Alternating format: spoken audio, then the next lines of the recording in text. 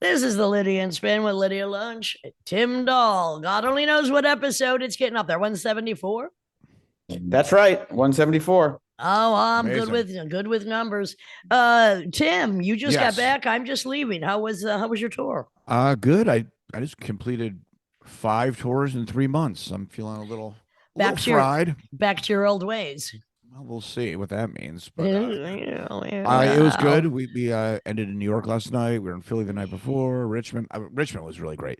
But yeah, I'm feeling great. And we're like, what do they call it? Two passing ships in the middle of the night or something. I don't know, whatever they say. But Yeah, well, that's probably what it's like you're because leaving on Sunday, right? I leave for my suicide tribute tour of mostly France and a few shows in the UK and Italy. Can't wait. It's gonna be fun. Great. And then you'll be back.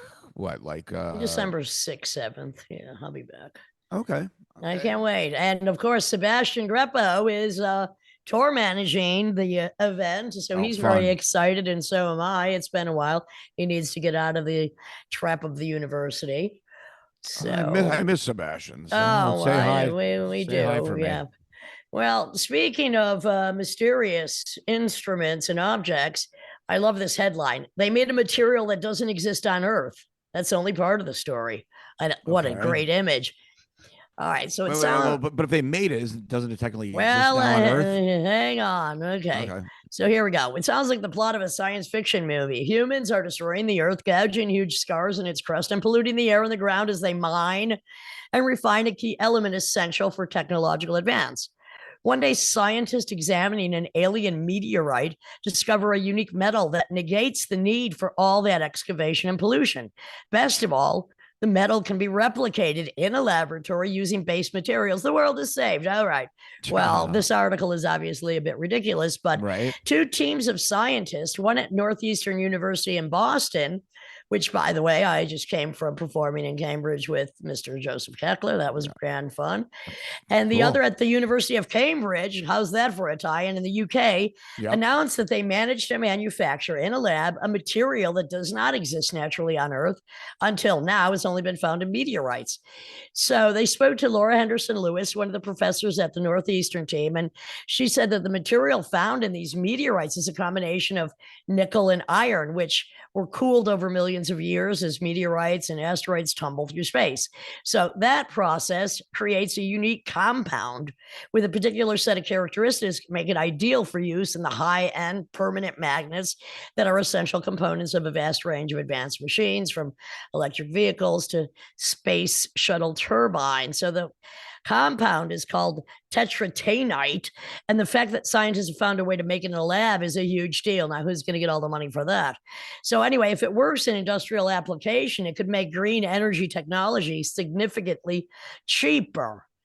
Of course, Okay. most of the rare earth minerals are currently dominated by China, and this could create a seismic shift, which we could no doubt Oh yes, use. that would be Fantastic. that would be insane, actually.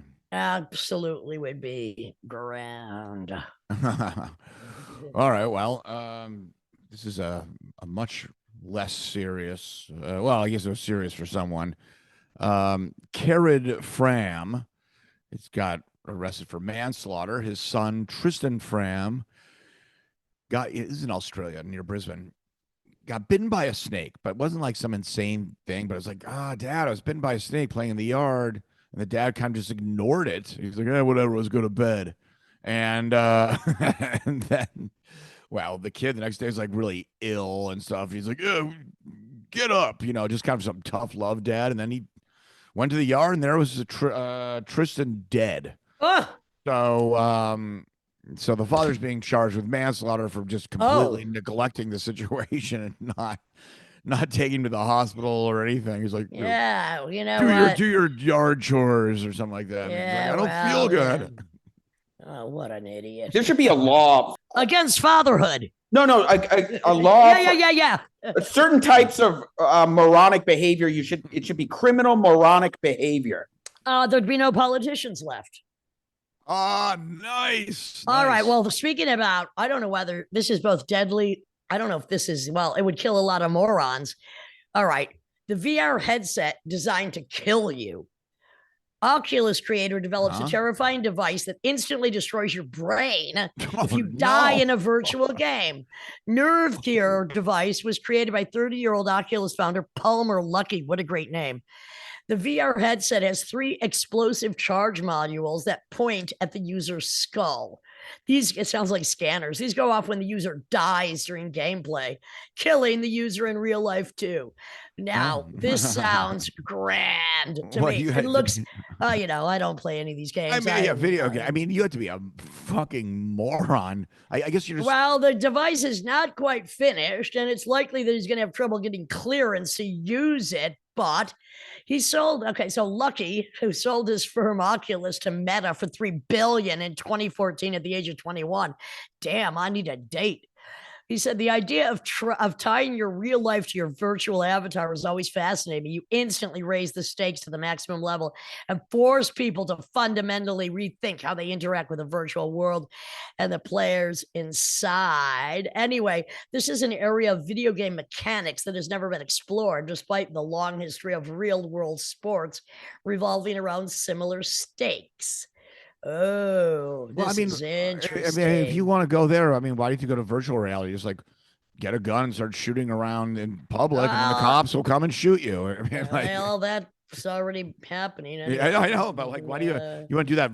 You want to basically put your life on the line via video game? Well, it's just if you're a high stakes gambler, I guess there you go. It's about as high stakes as it gets. But the thing is, like, there's a learning curve with video games, right? Well, mostly, I want to kill most people that play video games anyway myself. I just don't have the equipment. I didn't say that. Okay. Well, speaking of death. Aaron Aaron Carter, the kid. Oh yeah, the kid celebrity. I don't know what do you do, sing and dance. He's brothers with one of the Backstreet Boys or something like that. I should know that, but I don't. I you know what, boy bands. I know they stink. Was there ever a good one? No. I mean, Jackson 5, maybe. Was that a boy band? I don't know. I mean, even that wasn't so great, but in my eyes. But anyhow, he died. I guess he. Whippets? That's what they're saying now? Hoppers. I mean, how do you die for whippets? Oh yeah, he was a huffer. He was huffing. Yeah, I mean, gets found. Well, he could have just passed out and then sunk to the bottom of the bathtub. Oh, so he was found. Oh, the bathtub was full. I thought it was just like he was hiding away and kind of crawled into a non-full bathtub to do a little Huffington Post, Well, I'm sure they covered it. I don't know. Well, anyway, so much for that death. How about this? I think you're going to like this story. I love the headline. Disgusting moment. 5-foot alligator is pulled out of an 18-foot Burmese python stomach in Florida as geoscientist bikini model says monster snake was euthanized to stop it dominating wildlife. Well, that's a big problem down in Florida. Yeah. Well, Rosie Moore, what another beautiful name, 26, posted the video, which now has more than 10 million views, to her Instagram page. And it shows Moore and a team of scientists removing the still intact gator. Yeah. She said they were able to perform research on the creature because it had been euthanized after being caught by field workers. And, quote, it's definitely shocking. It was my first time ever seeing an event like this. Oh, yeah, I would have. It's unbelievable. The photos, thank you, Daily Mail. Oh, my, I have to send you these photos. You should. I mean, the python is gutted. And, yeah, the alligator is perfectly intact. It's ready to be taxidermied. And Rosie Moore, kind of a hottie. Yep, sitting in her bikini, cutting the snake open. Oh, yeah, my kind of date night. Yeah. I mean, wow.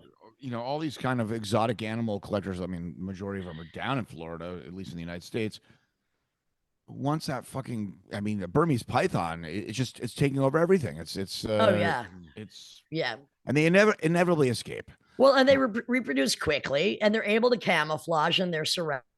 And it's impossible for anybody to really know where they're at or how many are out there. Yeah. And I mean, 18 feet. Yep. I mean, swallowing an alligator. I mean, that's almost, well, doesn't weigh as much as the 19-foot hippo, but I'd like to see that battle. I mean, an alligator. I'd love to see him swallow an elevator. An alligator. I mean, their skin, it's the reptile. It's so thick. I Well, know. it's I know. probably why it wasn't digested. It was just swallowed whole. It must have.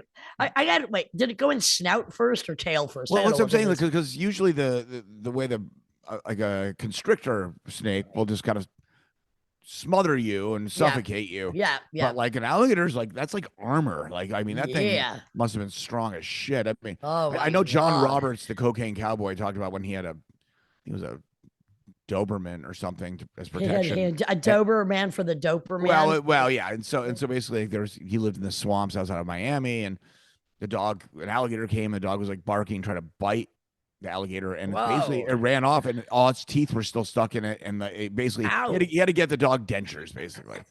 I mean those things were insane. So one guy won the $2 billion lottery. I mean, and you know when they're doing the drawings, it was all delayed because there's all this security protocol. I mean, just how insane is this country at this point? Like just like you know lottery where you're instantly one of the richest persons on earth. Everything's so insane. It's none of it makes any sense. No. And I mean the thing is, it wouldn't it be great if somebody won that and then just decided to sponsor a whole small town? Like, I know everybody's hungry, food for life. You could. You know, a lot of people that win big lottery wins, they end up going bankrupt because they don't know how to manage their money, and they don't know about they don't know about the tax on it. They don't know what to do with it. And then their family ends up hating them. Yeah, no, there's the whole thing's a disaster. The death rate's really high. But also statistically, people who win the lottery are people that actually play the lottery regularly, and they're gamblers. So they continue the same behavior, but at higher stakes. So the behavior doesn't change, but then suddenly they're blowing millions of dollars as opposed to losing hundreds. You know? Yeah, there was another gal, I can't remember where she was at, but she won 100,000, and on the way home played again and won another 300,000. Now sometimes people win twice. That's just I don't know. That's always insane. Bizarre. Yeah. So anyway, one more story I got here, unless you have something else. No, I'm done. Mary K. Brown, 38 of Wisconsin, a nurse. She's in trouble because she amputated a patient's leg without the foot. I think it was a foot. Without the permission from the patient, nor without the instructions from a doctor. And so she just went ahead and just did that. Well, maybe she watched the movie The Good Nurse, where Eddie Redmayne plays the nurse, kind of cute, who gets busted for killing people. And then in the real life story is the nurse killed actually 400 people. Hospitals would just not report it. He'd shift from one to the other.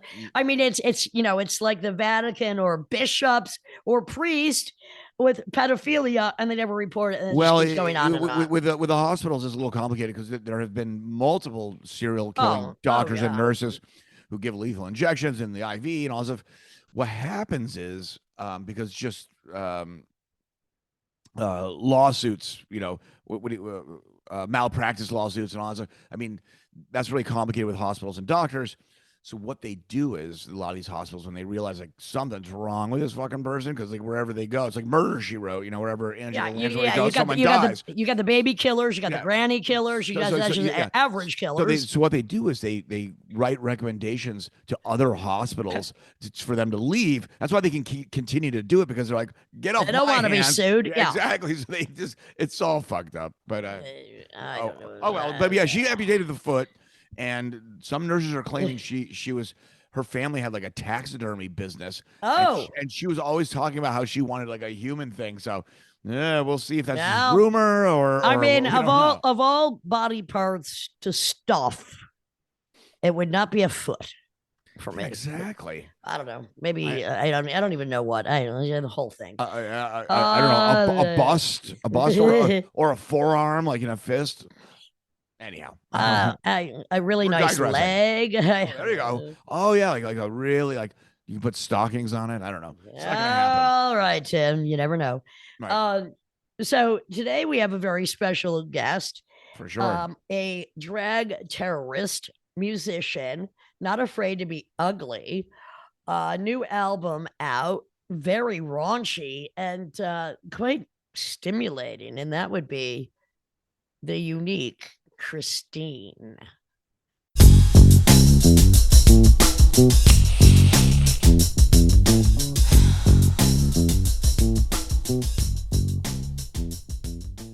This is the Lydian Spin with Lydia Lunch, Tim Dahl, and drag terrorist, performance artist, musician, and whatever the hell else he, she, it, they like to do in their spare time. Christeene, hi. Hello. Hello, Lydia Lunch. Hello, Tim Dahl. Hello. You have a new album that's coming out the day that this goes up called Midnight Fuck Train. That is correct. I have to say, I was first of all, I love saxophone, so there's an abundance of sax, and when the first track I heard, it kind of reminded me of the first Lou Reed album, Transformer, early Bowie. It's glam, it's punky, it's aggressive, but it seems like a different direction for you. Is it? Yeah, it's totally different direction. There's I don't know. I've always, the saxophone's very dear to me because it sounds like what the fuck's going on in my fucking head.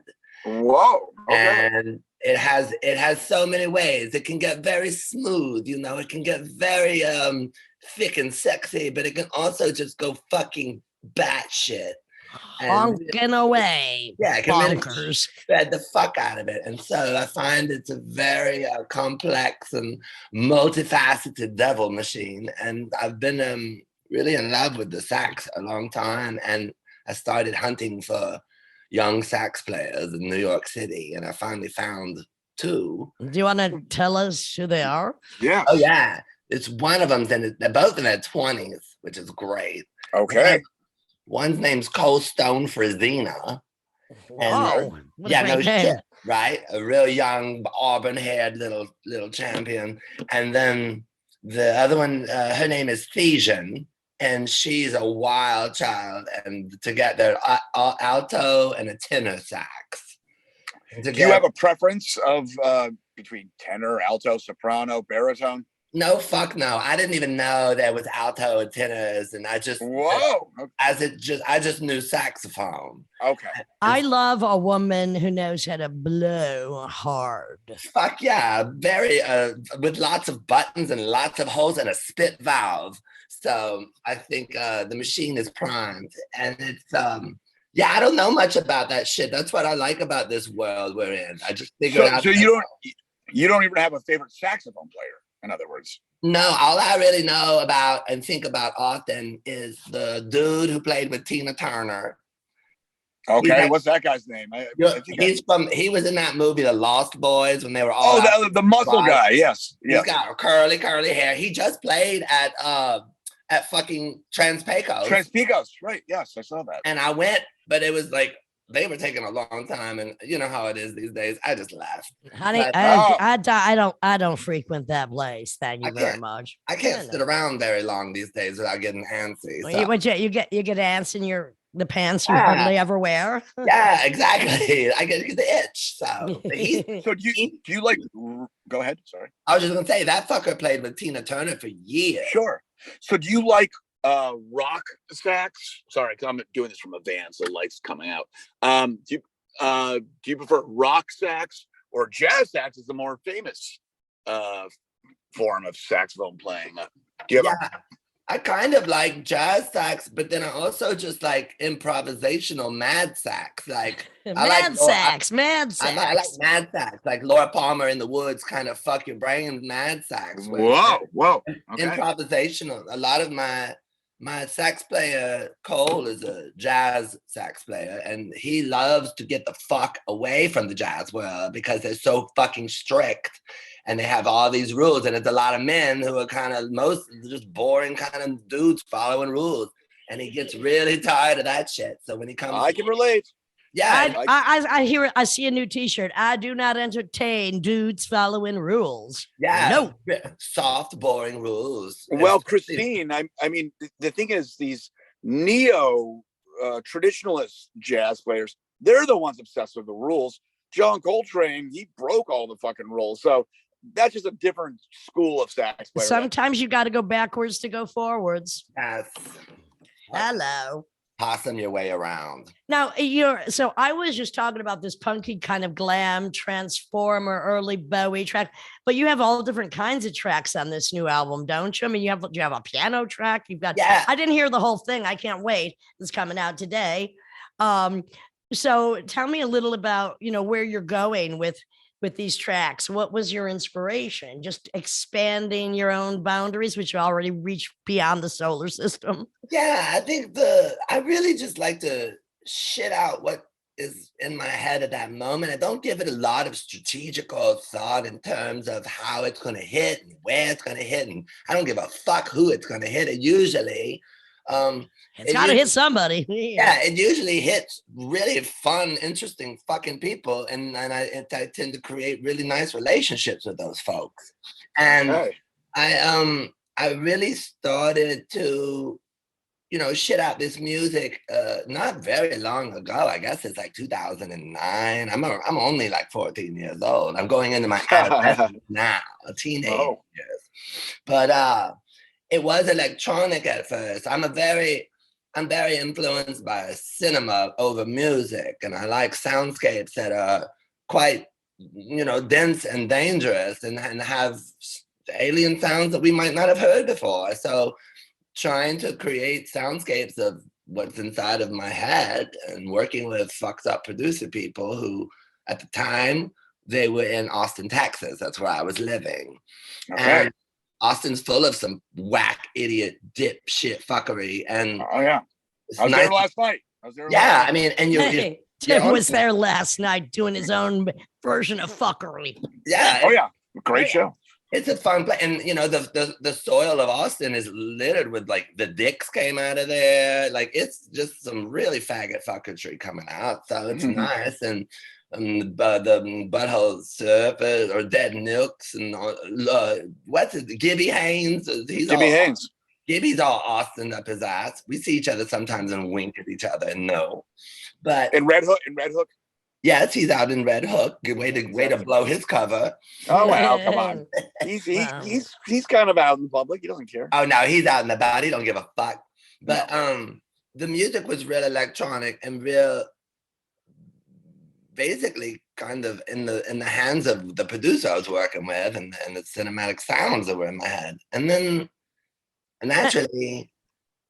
Plus you're also a video artist. I mean, a lot of the stuff that people might have seen or heard is because of your video productions that you've been doing for quite a while. I mean, obviously the music must come before the video, or does the idea of a video come and then you say, all right, now I want to do this in video. Here comes the music for that. How does that process work for you? Oh, it was, as I said, we never worked with albums and crap. So it was the song would come out in my head.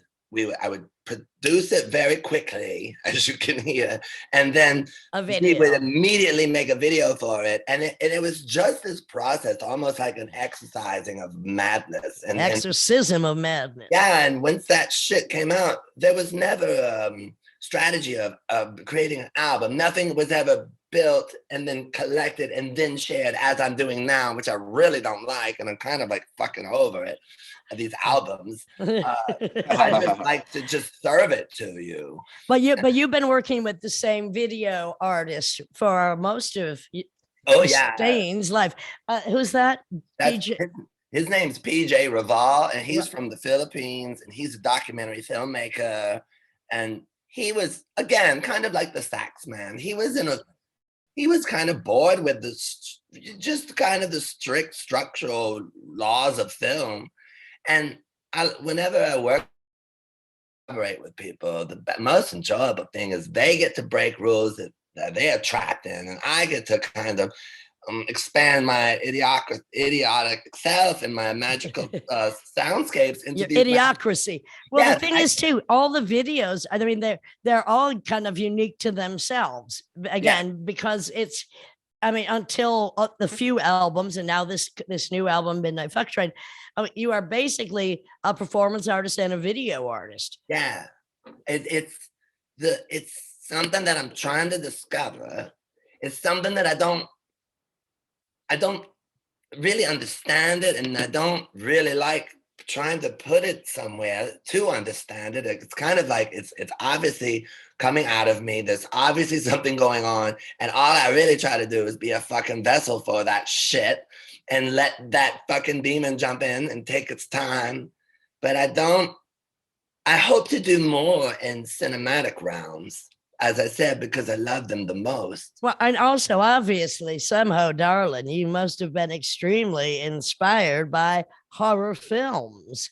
What would be some of your favorites? I mean, you are a horror film. I do come across as horror film to people. I'm very sweet, though. You know this. I know, so am I. I mean, we are the Exactly. mistresses You're an of the angel, baby. darkness. No, You're an angel baby. yeah, so was Lucifer. Exactly. Very attractive angel baby, who still is. Yeah, the most charming one. Can't No help shit. it. Can't help it. Got rid of that. What are some of your favorite horror films? And are you? I mean, there's a lot of new horror coming out now. I Any like favorites? Yeah. I mean, I've recently really been watching Don't Look Now a lot. That's that fucking horror in Venice, you know, with Donald Sutherland. Of course, yeah. That one I've been Creepier. That's psychological horror. Yeah, I kind of like that a whole lot. And Did you like The Lost Boys? Speaking of the saxophone, did you actually like that? I liked The Lost Boys because of Diane Weiss, the mom, because she's always so sweet and she just gets so fucked every time. And I like that dog they had because the dog's name was Nanook, and I thought that was cool. But I don't know. I liked the film at the time. I thought it was cool when it came out. Okay. Did you? So, I was a kid Sounds when like it you came did not out. like The No. Lost I enjoyed it. I mean, I haven't revisited it anytime recently, but I guess I enjoyed it. So, what about Halloween? That was last night. Did you do anything for Halloween? Oh, fuck yeah. We performed at this big place called the Knockdown Center. Oh, I know that Knockdown Center. Yeah. Yeah. Oh, Grant, do tell. Was that with the full band? What were you doing? Yeah, we did the whole fucking band, and it was one of those fucking cavalcade carousels of madness where they had like lots of bands all night long, and you kind of had 30 minutes to get the fuck on stage to punch them the fuck in the face. That's enough. Yeah, 30 minutes is great when you have a nice arsenal of shit to hit them with. So we hit them Did you do some of your new material then? We did a lot. Yeah, we did Buku Morocco. We did the one we're gonna release on the 7th is called Gut It. And it's all about me fucking a hot 60-year-old man. I like the older people. And this dude, I hunted a lot in New York for this kind of thing I was needing. And I found this hot motherfucking old man who did terrible things. And so I wrote a song about him. Got it. Yeah, Gut It. What do you think of hot older men? What's that? Do you like hot older men? Fuck yeah, I love older men. I have no time for children and kids. Okay, all right. Young people. I'm here to learn, and I'm here to put myself into the hands of some very experienced people. Well, I'm done teaching, but I have to say, they got to be at least 20 years younger than me, honey. I know that. I saw you play at St. Vitus with the whole band a little while back, and then I fucking fell over because there was some youngin in the front who you were ready to climb on top of. I mean, like a lunchito? Yeah, and they had a lunchable. Yes, a fucking lunchable. He had a young girlfriend who got between him and you. And you were like, I'm not talking to you, bitch. I'm talking to the piece of meat behind you that you know. I got no problem with the ladies, especially when they have a boyfriend. Yeah, it was really attractive how you handled that. And that young man did not even know he had a girlfriend at the time you started. Honey, well, I think she was your girlfriend last night. Well, what I find we have in common, Christine, is we are not afraid to be ugly. Like in different ways, but I mean, we go for the ugly. And that's something I always tell women. I'm like, you don't be afraid to be fucking ugly. Stop with this perverse version of a perfection you will never reach. Now, I may be presenting a more psychological hideousness. It could be my new name, Hideous. but you are not afraid to go the very opposite of what most drag. You're a drag terrorist. You're not a drag queen. What most drag performers go for, which is to be as beautiful as possible. You go in the opposite extreme because the world is fucking ugly. Yeah. And the beauty standards are fucking pathetic, perverted, actually. I mean, every fucking thing that these people that are consuming, it's like, look at the fucking Kardashian family. Like, look at all kiss my fucking ass, Kardashians, honey. I've Thank done you. that speech. Yeah. They're all fucking turds. Tools. They're tools and they're fucking turds. And then they cover themselves in all this sugar. It's like a fucking sugar turd. And all I'll do, and what you do too, is like we just fucking take the fucking sugar off. Everybody's a fucking turd, but we're good turds. And it's like this bullshit of these fuckers out there trying to sugarcoat their fucking shit. And everyone's when there's nothing I know. nutritious underneath it, you just put a ton of sugar on top of it. Right. That's why I eat lots of peanuts and corn. So it's always there.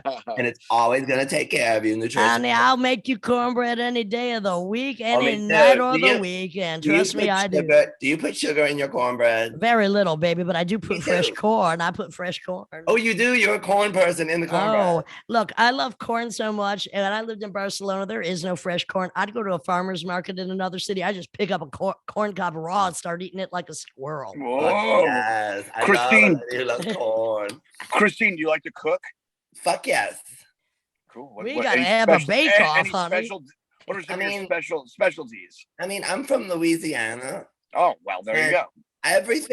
Everything they cook down there, though, if it's simple, like it's not so much about cooking as it is about the fucking taste of it. If you can't fucking Hello. if you can't nail the fucking taste, who gives a shit what it is?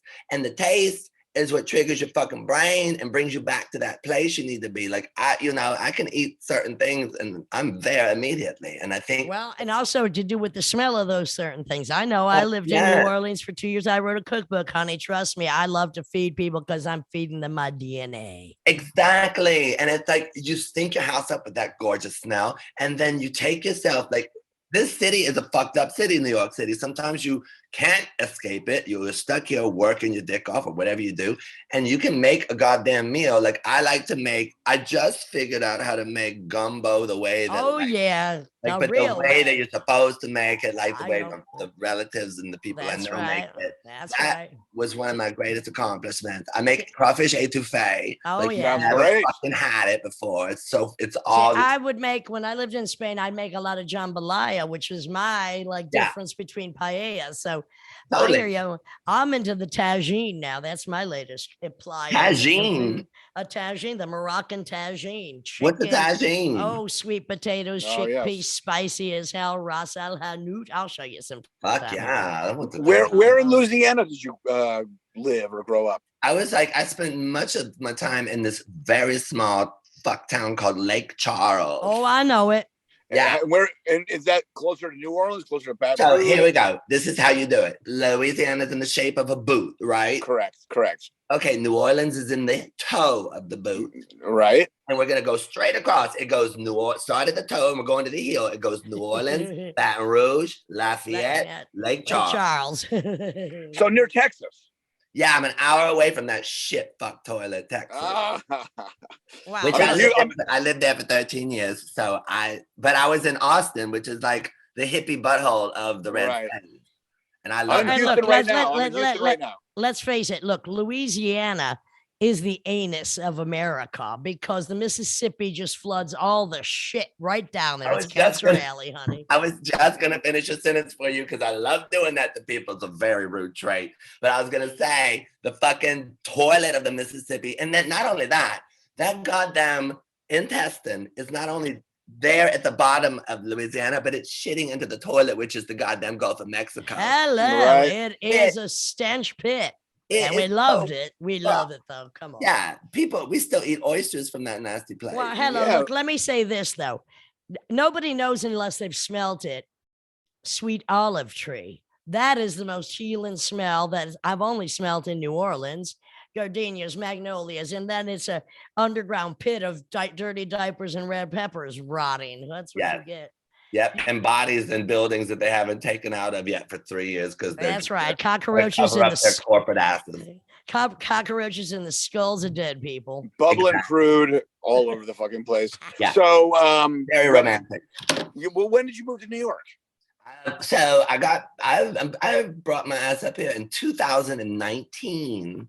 But Wow, okay. You've made a stink, honey, since you've been here. it's so bad, like worse than Lake Pontchartrain. And then I just had some stuck on my foot. That's all. And then- scraped it off on the curbs in New York City. That's Yeah, it's been. I spent a lot of time here earlier in the life of like in the kind of window, like the 98, like 2005. I was here a whole lot. coming back and going back. So, I mean, what about Europe? I know that you did. I just find this so absolutely freaking amazing that 2 years ago you did the Sinead O'Connor, who now is a documentary out of here. It's great. The Lion and the Cobra. You did your version at the Barbican. How the hell did you get that, honey bun? Okay, this is like, and this is I love. I like the experience or create a thing I like to call a big old what the fuck. And, you know, what the fucks are what people need to crack them across the head and wake them the fuck up, you know, to make them realize they're eating Kardashian turds and shit like that. So this thing in my head had been in my head a long time. I really fucking love that album. I really fucking love that woman. I'm really in awe of the fact that she's still alive and still singing after the fucking world hates you. I can't begin to understand what it feels like when the world hates you. Oh, I know. Okay. Oh, I know. Well, you know, you've got a little bit, you've dipped a lot of it into that. Not a problem. But I wish you would rip the Pope's head off, not just his picture in half. I know. Well, she did the best she could do. She did. And she, you And know. so how'd that project come about for you then? And how did you get the Barbican to say yes? That's So then amazing. that's when I started working with musicians. I'd been teeting around with it, and then I was like, okay, this is going to be a musician experiment, and also achieving this goal. So I had this really good friend his name's Kamal Akari, and he was working with Grace Jones as her tour. He was like her tour stage manager, and he can handle Grace. So and so he could handle you, Distrace. yeah, he could handle my rude ass. So we started talking, and I was like, I want to do it at the Royal Vauxhall Theater, which is like the size of my foot. And he was like, fuck you. And then we looked at this other place, and then he knew the musical director of the Barbican. Honey, it's who you know. Come on. And yeah, he said, look, I'm gonna just present this to him. And I was like, fuck, I don't care. I was like, go for it, asshole. Yeah, and it happened. And it happened. Yeah, and then they said, yeah, they liked the fact that Peaches was a part of it. Right. And this singer named John Grant, who I really like, he's this bear who's fucking filthy in his brain, but it sings a little softer. He was involved, and so when the Barbican knew I was bringing in some other fucks to do this, they said, yeah. And then they also liked why we were doing it. And I really wanted to celebrate Sinead, and I really wanted to kind of just fucking say, like, this woman knew everything before any of you fucks knew it. And tragic life she had, really. I mean, first of all, tragic fucking mother, tragic childhood, then being so beautiful, doing a song by Prince who terrorized her, becoming known for a song that somebody else wrote when you're already writing songs, and then being hated for that perfect act of confrontation when she should have been heralded. Hello. Yeah. So wasn't she a priest for a second too? She kind of goes all over the place, right? Fuck yeah, I'd be doing Son everything commits too. suicide. I mean, yeah, she tried to kill herself. Her son just died. Terrible. The woman her son just killed himself. The woman cannot get a break. But this fucking movie came out. Yeah, I hear it's really good too. Yeah. And we met the movie makers. They shot the fucking show we did at the Barbican. Oh, wonderful. And they said, because I was like, y'all ain't shooting shit with me unless Sinead knows what y'all are doing and she's approved shit. Because I'm not getting on her bad side. And they said Sinead had approved it. And at the time I was doing The Lion and the Cobra, which we called The Lion, the Witch, and the Cobra. Exactly. Stick yourself in there, honey. Yeah, exactly. You got to put your foot in. So I was talking to John, who was Sinead's husband, when they made that album, and he was the daddy of her first baby when she was pregnant doing that fucking album. And so John came and saw the show. He gave us his like praise. He hadn't heard those songs in like 35 years. I was like, I'm so sorry. This is what you had to Yeah, all we're that gonna time. hear them now. Yeah, in a new way. Yeah. But it was good. It was a what the fuck, and people didn't know How to take it. how to take it, and that's But the Guardian gave you a good review, which is, I mean, you know, they've been kind to me in the past too. They're weirdos, but the guard. So this is what my next question is. I mean, have you performed more in Europe? I mean, in London, it seems like, look, for most of my career, have more shows in Europe than I do in this country. But I mean, I think that you would be, you know, the thing is, a booking agent, hard to find a good one. I don't have one. Hey, look, trust me, I didn't have one until I had some in Europe, but in this country, we didn't have one till like a few years ago. Yeah, they won't touch me. I've been trying because I have this fucking band now, and I'm not gonna fucking manage this band. So it's like, I can get my dick around. I can get me and my two dancers around. I've done it for 8 fucking years or more. And yes, we went to Europe because You have to. Well, you have to. Someone brought us we were brought there, and then I kept both feet in that door and my dick and everything. And your ass. Yeah, all of it. And I, you know how you do. You just build it as you go. You gotta keep going. I know. out. Keep going and keep going and keep going. Yeah, the United States, like no booking agent knows what the fuck to do with me. They have to come see it, which they never do. And then they don't want it anyway. I know. Yeah. Trust me. There's also only a kind of, let's be honest, a handful of cities that are kind of worth playing if you're doing stuff outside just the pedestrian consumption norm. And we love those places, but they're spread so fucking far apart. It makes it much more complicated. That's the thing. And when you got this in Europe, you just fucking put your dick on a plane or a very terrible plane or a train, which I fucking love trains. And then you can do it. I mean, you do it. But they've been cool to us. London was really great. Jane County wrote in Man Enough to Be a Woman. She wrote like, it scared the fuck out of me. She was like, London, London's like the gateway to the rest. And Jane was like, if they hate you in London, you're fucked. You don't get the keys to the rest. And I was fucking nervous. And so I had a lot of shit up in my head for London. But then they said yes to us. And here we are. Well, and you know Jane, but when Jane was still Wayne, was my pen pal before I even lived in New York. That's right. We'll talk more about that some other time. I like that. I'd love to talk about that. Oh, hell yes. Hell yes, baby. Come on. Christeene, we have a few mutual friends in common. Slava, who's been on the podcast. Yes. Bruce LaBruce, who's been on the podcast. Ron Athey, is Ron a friend of yours? Yeah. Oh, one of my best ones. Also on the podcast. Kembra. Yeah, Kembra. And of course, it was Joseph Keckler who introduced me to you quite a while ago. Yeah, talk about a what the fuck. You and Joseph Keckler is a what the fuck. Honey, that's for me and him to know, and nobody's going to know anything because we ain't talking. I love it. Come on. Oh, really good. Yeah, I'm purring like a tigress now. I would say a cougar, but I'm more like a puma. Thank you very much. No, dude, yeah, you're the black hair. You have the puma. Well, you know what? A puma, if you don't see him, they sneak up behind you and snap your fucking neck. Oh boy. Just saying. Do you like animals, Christeene? Yeah, fuck yeah, I do. What's your favorite? I feel bad eating them, but I try not to as much as I can. But yeah, I fucking love animals. What's your favorites? Tim's big. We're all big animal lovers.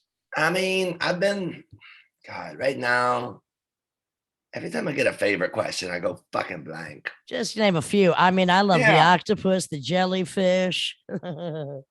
I like, coyotes. Nice. Ooh, interesting one. Yeah. I'm listening to a book right now about the history of coyotes in America and how we have fucked them up, but they fucking cannot be destroyed. They migrated all the way across the goddamn country, and they changed their genetic makeup to fucking deal with all the poison we were fucking killing them with. And they steal children, even better. What's that? They steal children. Oh shit! I'm like, I'd be stealing dogs too. Cat lovers don't like them because they like to snatch. What the fuck's this? I'm a cat lover. I have a cat. I love cats. Sorry, I got an Tim- Amber Alert here. Tim- What the fuck? Maybe there's a hold on. shark after you, Tim. Tim, There's an Amber Alert. You All got right. an Amber Alert. That's I'm in Houston. I'm in Houston right Oh, that's now. why. There's I some mean, old, Tim, I'm an old person's lost. Tim on the loves road. to hike, scuba dive, surf. So maybe sharks. I love sharks as well. I love sharks. My friend was talking to me about orcas lately. He loves orcas. Those things are pretty brutal. Yeah. I actually I usually don't kind of bat an eye with these situations, but in Houston before the gig, we're in the parking lot of this, some grocery store, and someone dumped their dog, and the thing was so sweet, and it was hungry, and I was like looking in the drain for food, and it wasn't like barking, it was trying to get into people's cars, and it was a really sweet dog, and I was like, I just didn't like that so much. It felt bad for the fucking thing. Oh, they do that in the South all the time. They dump dogs like crazy. They would drive them out to the country and just leave them. And then they drop their wives and husbands and children out in the country down south and after shooting them in the fucking head. They sure do. I always wanted to swim on the underbelly of a shark. My friend's gonna go swim with orcas.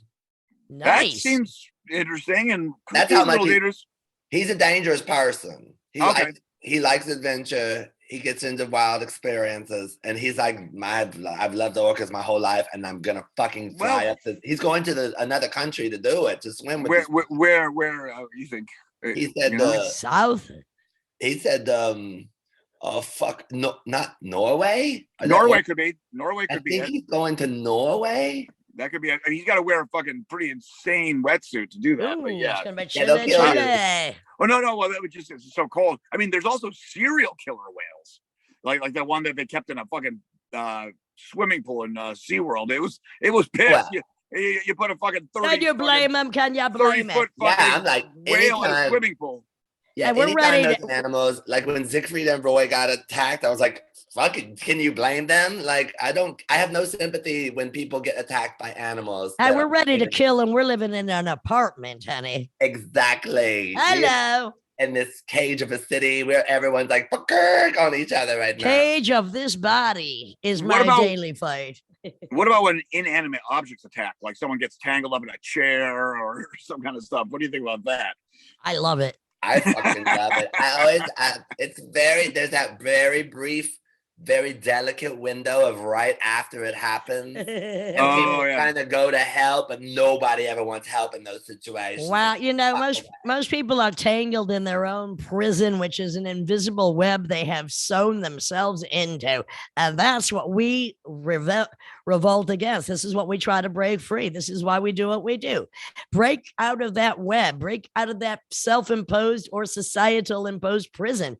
Free yourself. Yeah, and your ass will follow. Always, hopefully. I'll always find something else if it doesn't. But I mean, I think that's the thing. You're breaking people away, but also like, I mean, whenever I listen to you talk and you say things like, oh, you have to kind of continue to increase the madness or the direct hit of what you do so that you can feel you never it sounds like you're never satisfied. You got to hit harder and harder for yourself. Well, I do punch rock. It's true. Yeah. So it's like, the process of that is like, we're hitting other people, we're hitting ourselves, and yeah, get the fuck out of the cage. Now, when you perform, do you kind of go into a zone? I mean, do you remember everything, every detail of that performance, or you kind of disassociate?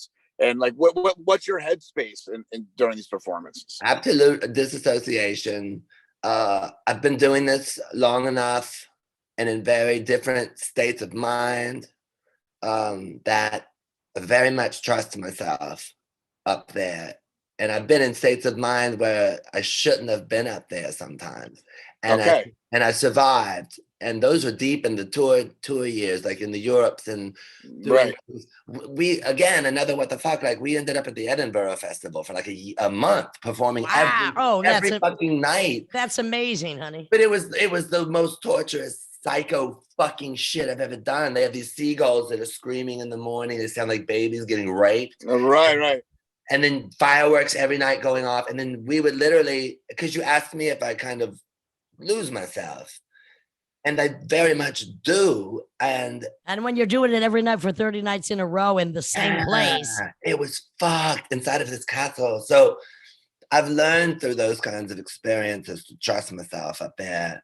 And the more I do it, the more fucked up the world, I mean, I know the world's always been fucked up, but what we are experiencing right now, and our experience right now of this fuckery, it's very potent out there. So I can always have a very large amount of potent witchery or whatever the fuck you want to call it, to tap into and to allow to go through me. Whenever I talk, I hate people who get on stage and they're like, "You're Messiah." They have the answer. They're gonna tell you what you do and how to do it's it. the worst. It's the Fucking worst. God complex dick fucks and shit. Hey, And as the Antichrist, I know what you're talking about. you know, but that's like you know what you do. But I know what I do. I know why I do it. It needs Yeah. to be done. Somebody's got to do what we do, and we are the ones to do it. Yes, and you Nobody share it. wants your job. Nobody wants my job. They can't do what Nobody. we do. Yeah, We do and what we do. it's sharing. So like I get up on stage, whatever the fuck I'm dealing with, it goes through, and I don't really ever feel like I have to be more careful with all these fucking No. with all these fucks out there who want everything to be careful. I kind of get worse. It's reactionary always. So what was the most dangerous performance you can remember partaking in? I mean, did you ever get attacked by an audience member? Did you ever really provoke and trigger some things that you didn't anticipate, and maybe they didn't either? Yeah, there's the audience is one time we were in Dallas, Texas. Oh, makes sense. This place called the Double Wide, which served fucking mudslides made of Yoo-hoo. Oh, I have a gross. story, but I'll tell you another time. Okay. Go ahead. Yeah, but like I don't know if it was dangerous, but it was kind of mad. Like there was this crazy woman, like an Anna Nicole Smith lady, she had I don't know why she was there. She was like sticking out like a motherfucker, and I loved her. You know, she had a pink sweater. She was she just looked like a walking time bomb, and I was like, I want her in this room with all these faggots and all these dykes and all these fucking whack jacks. I want this woman in the room because she wants to get in. And then we let her in, and I just next thing I kind of saw her later on, and she had one of the Yoo-hoo mudslides, and it was like throwing down the pink sweater in the front. And I'm like, oh yeah, she's getting good. And then when the show started, apparently she beelined from the back of the room to the stage, screaming like, "Out of my way, faggot! Out of my way, dyke!" to all these people. And as I was coming out on the stage, I had my mask and all this fuckery on, and it was a really aggressive song. And I looked out into the crowd, and she messed with the wrong bull dagger. Oh, nice. And that dagger started punching the fuck out of her face. Whoa! I said that, and that was right when the show started. I looked out and saw that, and so then I just crowd jumped on top of the fight that was happening. And that was the bomb. It kind of exploded. That was a joyful danger. But the other ones, I don't know. It's mostly like, well, they're too afraid of you, honey. The same way they're too afraid of me. They ain't gonna fuck with us. they Come don't on. fuck. I've jumped in the crowd so many times, and I always come back with my hair. Yeah. And Wig.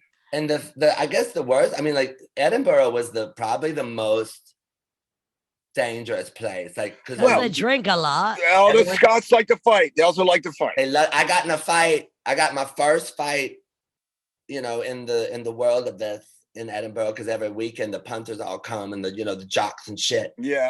And I was drunk. It was late at night. I was headed home. I wanted some food, and these fuckers were in line, and these two girls and their boyfriends, and they were looking at me and looking. And at you were me. all slobbing out. You were after a show, you were. Yeah, I was like, I've been in a castle for a month performing with the devil. Like, fuck these people. Yeah, I want fish and chips at 3 a.m. Come on. Exactly. And I knew. Step aside, Norms. Yes, I was doing the leg shake and staring at them, and then I knew they was going to be trouble when I left, and there they were waiting outside, and one of them grabbed me and like slammed me against the window of the place, and I said, in those moments, you got to think fast, and I was like, okay, you're going to spit in his face and you're going to run, and I just gave him a big one, but then they caught me, and we went to town and did a lot of kicking and punching, and then the girlfriends got upset and pulled them off of me. Yeah, well, that's why you got to learn how to do one single move, and that is the throat. What's punch. your move? What is it? The throat punch. Fuck yeah. See how Yeah. fast? They're over, right? Done. Will it kill them? It could. It could. It could could. kill them, right? I'm, I'm Yeah, not a lot of- telling you where the bodies are buried. I've been asked that. I'm all about the throat punch, and I also wish to learn the whip, like the big whip. Well, you gotta have Oh, it with sure. you then. I got one you could practice with, but I let's say, look, you know what? These 10 fingers, they got 2 eyes, they're going down. Yeah, I just get monkey on them. You know Oh, how yeah, you know, well- excuse me, I think you do know how sensitive a sack of nuts can be, honey. Oh, I just fuck go right that. for the nuts. Yes. Or as James Brown says, you might know karate, but I know crazy. Yeah. Hello. I will Hello. do whatever it takes to Look, survive. I will do it. mean, martial arts, all fine and good, but really, once you poke their eyes, flick their nuts, or give them a throat punch, it is done. Grab that ear and just pull down. They will come off. You can pull an ear off. I will pull ears off. You will peel an immediately. ear off and then eat it, and that'll show them never to do that. I would again. do that too. Anything. If you're hungry enough, if you can't get your fish and bucket chips at 3 a.m. in Edinburgh, fuck you, I'll eat your ear. Yeah, they were looking at me wrong. So Do you yeah, ever have a Matt- Edinburgh was like a ticking time bomb. Just anything could happen in that fuck Did shit. Sure. you ever experience the deep fried Mars bar in Scotland? That's No, but I always eat those deep fried Scotch eggs, and I get gas that's and right. fucking fart like Oh for my God. days. haggis. Do you deep fried charge extra? haggis? Do you charge extra for that at the shows, honey? I just I keep They come for free. That keeps me warm at night. That's my. Do you like natural Scotch gas. whiskey? Do you like Scotch whiskey? No, it tastes like a fucking chimney. I like that. I don't. Oh well, I guess we That's differ on how that one. Scotch whiskey is like, like Oh yeah. Oh, I love the smoke. What do you like to lubricate yourself with, then, doll? I was married to Jack Daniels for many years, and then it got very Tammy Wynette, George Jones. Oh and I boy. had to leave. And now I've been hanging out with tequila. I've been enjoying Tequila's good. Yeah. As long Vodka. as it's not tequila mockingbird, I would say Johnny Walker Double Black, which you can only get at Duty Free, is They God, make it's double good. black. But you can only get it at Duty Free. I never see it anywhere else. Oh, well, I'll grab some for you next time I fucking go through a duty free. Well, I might be there before you because I'm leaving soon for Europe, so don't worry about it. Oh, I'll fuck bring some off. back for Really? us. Are you bring some touring with the back. band? No, I'm touring with my tribute to suicide with Mark Hurtado. Fuck off. Oh, Martin Rev played last night at the Halloween show. I heard about that. Yes. It was I- crazy. I love his solo set. Most people don't, but I love his solo set. Yeah. Well, I love doing the Ellen Vega suicide tribute. I have to say, it's a lot of fun. Yeah, it's gonna be fucking hot as balls doing Oh, it. honey. How long are you going to Europe doing I it? got 3 weeks. That's 3 weeks. Fuck yeah, you lucky ass. I know. That's right. I know how to do it. Don't worry. I know how to do so it. good. Going back to George Jones, do you have a favorite country singer? I mean, Loretta Lynn did it a lot for me. But there's something about Tammy Wynette's voice. Like it's got that pain in it. It's really good. But What about Bobby Gentry? oh yeah, Miss Mysterious Bobby Gentry for sure. M-I double S-I double S-I double P-I. Yeah, Bobby's She did fucking- disappear. Nobody knows what happened. Yeah, She was she's gone. one of the first women to produce TV specials. Glenn Campbell's. Yeah. My What do you think friend- of What do you think of Dolly Parton? What is Love. there not? I think the world of Dolly. I still want to know. There's so many rumors about Dolly, about like, oh, her body's covered in tattoos and like this and that. And just Maybe her implants are no, those are real. They gotta be, yeah. But the Dolly Covered in Dolly's amazing. tattoos. Dolly's cool as shit, and I think that yeah, I don't ever want to lose her. Well, when we do our cover duet of Jolene, oh, I can't wait. Christine. I'm going to change it to Christine. That would be Christene. lovely. Christine. What would you take- beg me not to do? Nothing. Who would you be begging who, bitch? I know. Like, exactly. Hello. I'd say if you don't take that fucking man, I'm gonna have to kill him and bury him in the backyard. Not another Yeah. body. I know more blood on my hands. The fucking song's just us trying to get each other to beg for something, and neither of us, we both refuse to do it. I'm begging for that man. No, hell no. With the Sinead O'Connor tribute performance, did you do Nothing Compares to You? No, we only touched the songs from The Lion and the Cobra. Okay. Okay. We didn't fuck with anything else. I have, I know it was just, we just wanted to hit that really hard and tear it up. Do you like Prince? Yeah, I'm pretty amazed by Prince. I loved Prince's early years. Death. Sexuality. Did you say death? I love Prince's death. Oh my God. I like. I liked his. He was like a pervy in the beginning. I like this pervy. Right. When you're that short, you better be weird. Yeah, no shit. They're very tiny, and He had big ideas, though. Yeah, I liked Prince. I'm never going down deep holes. What's some of the music that inspired you? As I know you're just a youngster out of the swamps, but what was some of the music that really hit you that you said, you know what, I got to do something like or to top that shit? I don't or know. even what do you listen to lately? See, I hardly ever listen to music in my house, or I listen to instrumental shit. But yeah, I don't a lot either. I like the creepy shit like Vangelis. Nice. Oh, all right. I was sad when he died, and I loved that soundscape, and that it was perverted. It was dirty and beautiful, and you like the horror movie soundtracks. I like that a lot, but also like I'll Vangelis. fucking sit and listen to Enya just because that's fucking weird. And that bitch lives in a castle with cats. Like, why wouldn't I listen to what she has to say? Well, why wouldn't she adopt us? I don't get it. She has cats. Why don't she have us? I know. Bitches to go with the cats. I've been listening to a lot of doo-wop music. Oh. Okay. I always think of like cinematically, like I like Fassbender movies, and he's always got that kind of doo-wop. Yeah, I like to listen to that music, and I feel like I'm in a Fassbender movie all day. Well, I mean, really, when the stars come out tonight, I mean, that is such a great fucking sad, dirty, greasy, rainy alley song. It's just so beautiful. Well, George Clinton, the Parliaments before Parliament, that was a doo-wop band. And another fun fact, Ronnie James Dio, the heavy metal singer, was originally a doo-wop greaser singer. And you can check that stuff out too. Fucking hell, see? I have to think about that. I got my big toe on the pulse at some point. Well, you finally took it out of your ass. Yeah, exactly. Yeah, you got to be flexible when you're like us. I know. And I'm single too, so I have to be very creative. I mean, I was thinking about that. I was thinking about you and thinking, on the same vein, we have to be very fucking creative. Yeah.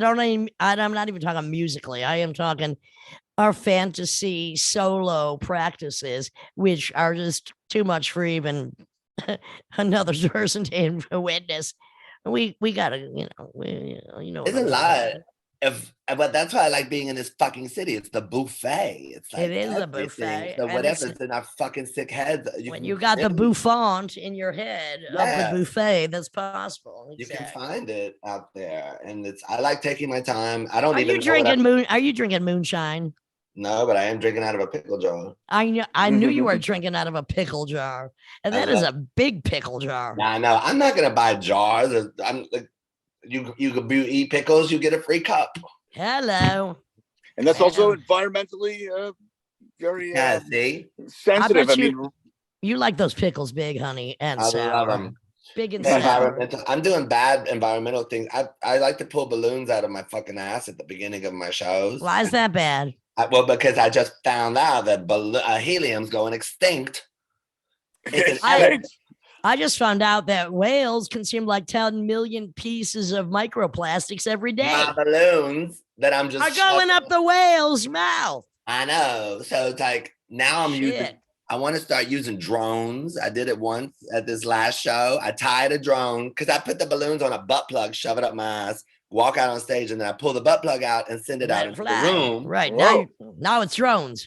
And then it's now a drone. But what if a coyote eats the drone? Fuck yeah. See, it's just like the fucking coyotes adapting to live. I'm adapting to fucking do my I just saw a story recently about an alligator jumping out of the water and chewing on a drone. I thought that was pretty crazy. Oh, yeah. They don't like those fucking things. And birds attack them all the time. So would you have a butt plug attached to a drone? Yeah. So I take the butt plug and I tie a long string to it. Oh, okay.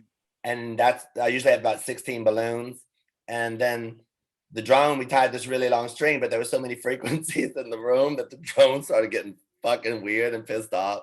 And it But was like couldn't flying everywhere. And it Now, was balloons are kind of gentle as they kind of drift away. Drones, if someone hits the wrong button, that could just come ripping right out. I think What's you the should pull a drone? blimp out of your ass next I'm time. gonna put the Hindenburg up my ass and light it. That's what I think. I think that a balloon that expands into a fucking Hindenburg comes flying out of your ass on a drone, takes over a whole city, superstar overnight. There's the first fucking film we're gonna make. Well, here's a funny blimp story. When I can't wait. I'm dying with anticipation. Oh yeah. Well, so Jordache jeans. Yeah. They were a thing. Obviously, late 70s, early 80s were kind of a cheaper version of like French and Italian designer jeans. So it was bought, and so they're trying to bring it back. Jeans. Oh yeah. So they try to bring it back, and they did this big campaign, and they got a fucking blimp, and they had Jordache on it, and on the anniversary of the Hindenburg. And the fucking thing crashed. Nice. Look it up. Yeah, it was cursed. They picked the cursed date. I love Crash. Better to crash than crash up your ass. That's all I know. I have exactly no shit. I'm telling you, that'd wipe you right out. That'd be ridiculous. That's good. There were people in the blimp.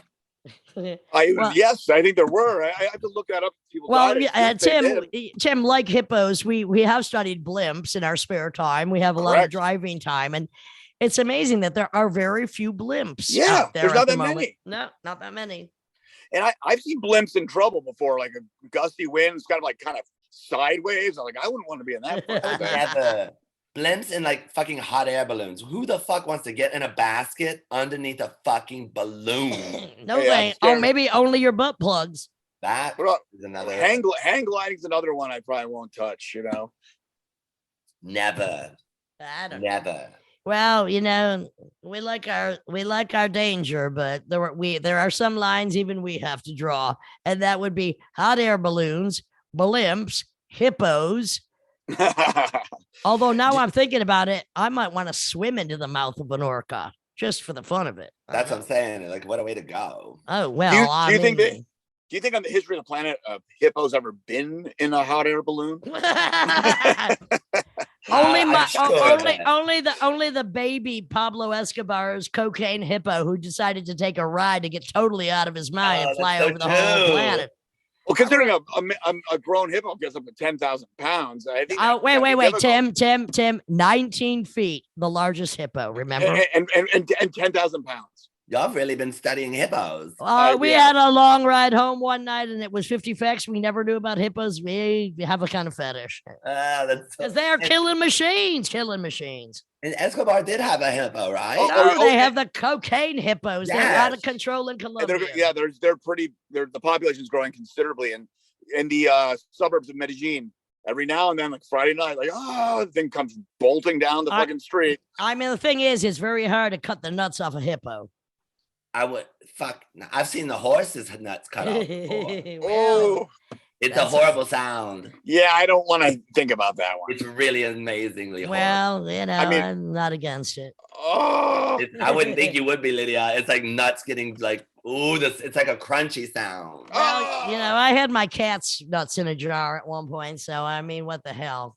That's good. So it's not snippety doodah. It's basically a fucking like vine cutter or something like oh man, God. It's rough. It's really rough. But it's okay. My legs are spreading wider and wider with every minute this conversation goes on. And God knows if I had them, they'd be big. And fortunately, they have ascended. And that's why they call them tits. Oh, whoa. Okay. Showcase right there. Okay. Well, that's for your, you've seen them before. What am I doing to you? I don't know. I don't know where else we can go with this cavalcade of perversity. All I know is Christeene has a new album called Midnight Fuck Train. It is a diverse representation of just how outrageously a drag terrorist can become and still it still exists within the realm of actually very catchy fucking music now. I hope you don't get too popular with this new release, honey. I do too. I don't want popular. What the hell's going to happen to you? I'll just start eating more corn. That's Well, we'll talk about that later. But anyway, I just want to say this is and always has been and will continue to be the Lydia and Spin with Lydia Lunch, Tim Dahl, and Christeene. Midnight Fuck Train coming was a pleasure, right Christeene. at It was you. a pleasure, Tim. It was a fucking pleasure, Lydia. Thanks for having my dick in here. Thank you, darling. Always, always lovely. Thank All you. right. Bye, y'all.